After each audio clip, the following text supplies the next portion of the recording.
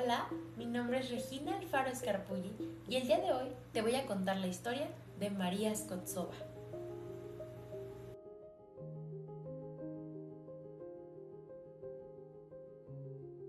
¿Qué harías si esconder a una persona significara perder tu libertad, tu familia e inclusive tu propia vida? Creo que es una pregunta muy fácil de responder desde la comodidad de nuestro presente. Todos quisiéramos pensar que seríamos héroes, que ayudaríamos, que nunca permitiríamos una injusticia. Pero la realidad del Holocausto nos demuestra que cuando ese momento llegó, la mayoría decidió guardar silencio.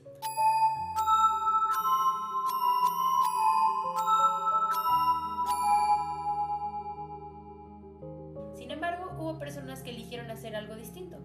Hoy quiero hablar de una mujer cuya historia me impactó profundamente porque demuestra que el heroísmo no siempre lleva uniforme ni ocupa un cargo político. A veces el heroísmo simplemente consiste en negarse a abandonar a la humanidad cuando todos los demás ya lo hicieron. Ella fue María Skotsova, también conocida como Madre María de París, reconocida por Yad Vashem como justa entre las naciones. María Skotsova nació el 8 de diciembre de 1891 en Riga, que entonces pertenecía al Imperio Ruso. Su nombre original era Elisaveta Yurievna Pilenko. Desde joven fue una mujer muy inteligente e inquieta. Estudió literatura, filosofía y se involucró en movimientos políticos y sociales. Vivió acontecimientos muy difíciles, como la Revolución Rusa y la Guerra Civil, que cambiaron completamente el rumbo de su vida. Después de perder a una de sus hijas y atravesar experiencias muy dolorosas, comenzó una profunda búsqueda espiritual.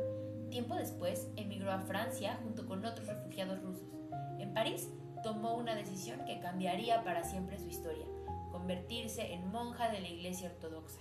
Sin embargo, María no concebía la vida religiosa de manera tradicional. Ella decía que el verdadero monasterio no estaba detrás de cuatro paredes, sino en las calles, donde había personas que sufrían.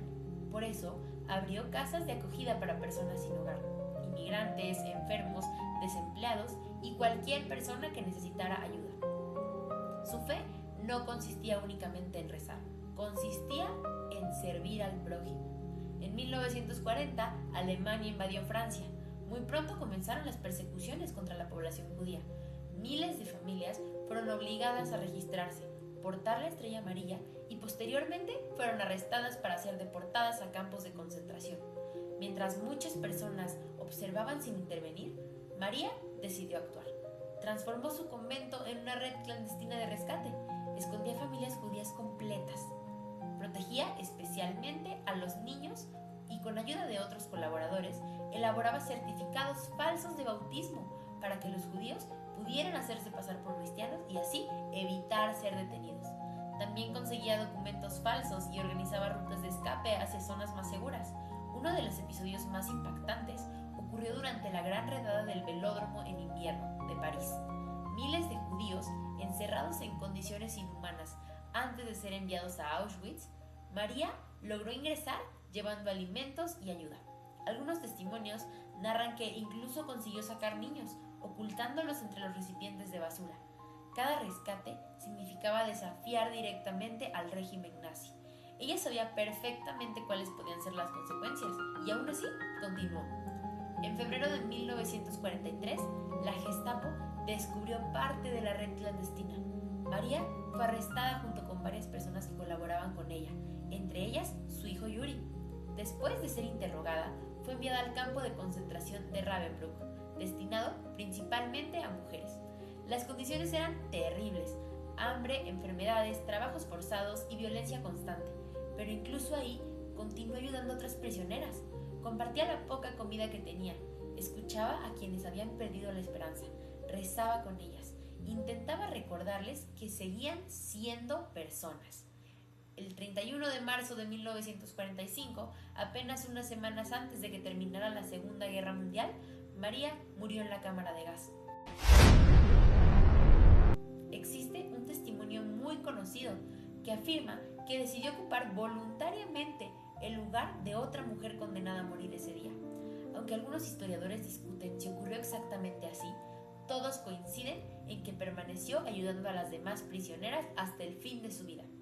En 1985 fue reconocida por Yad Vashem como justa entre las naciones. Años más tarde, también fue canonizada por la Iglesia Ortodoxa.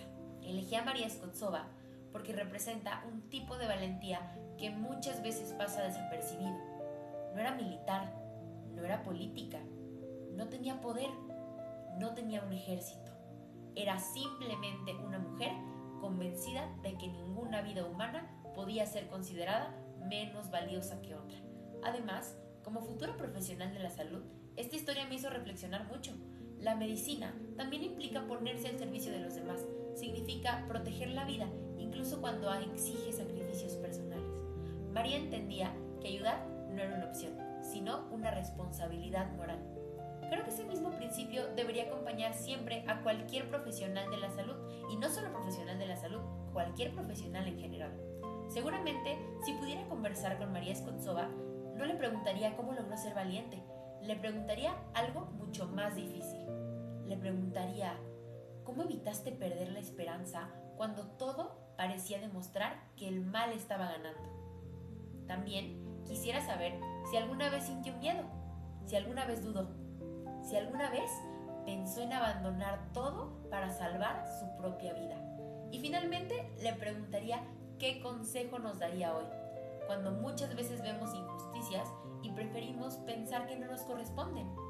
Considero que la historia de María Scotsova se relaciona claramente con varios de los temas estudiados durante este curso. El primero es el antisemitismo, la persecución contra los judíos. No comenzó con las cámaras de gas, sino con los prejuicios, discriminación y odio normalizados por la sociedad. El segundo tema es la deshumanización. Los nazis dejaron de ver a los judíos como personas y comenzaron a tratarlos como objetos prescindibles. María hizo exactamente lo contrario. Les devolvió identidad, dignidad y esperanza. El tercer tema es la responsabilidad individual.